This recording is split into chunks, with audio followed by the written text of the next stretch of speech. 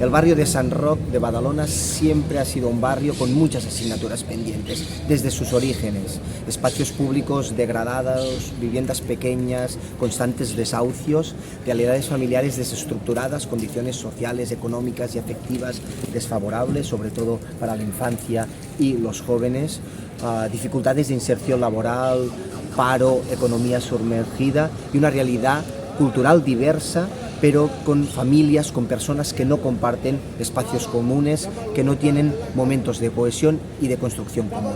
Y entre estas asignaturas pendientes, el absentismo escolar, una realidad que había ido mejorando en el barrio a lo largo de los años, pero que con la pandemia ha generado una desconexión. Hemos ido prácticamente 10-15 años atrás. Actualmente el absentismo escolar en Sant Roc es el 20% crónico y que llega hasta el 50% de absentismo regular.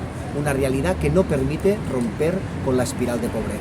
¿Qué hacemos en el Ateneu para reducir el absentismo escolar?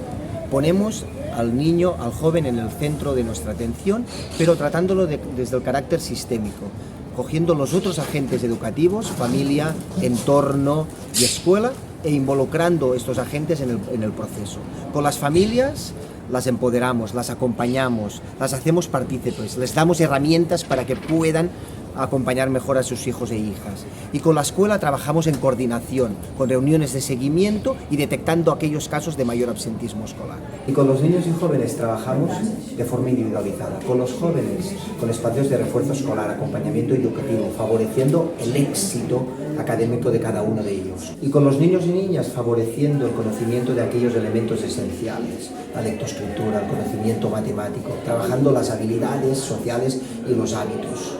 A lo largo del curso acompañamos a más de 100 niños, niñas y jóvenes para que la educación sea una herramienta de transformación social aquí en el barrio de Sant Roc.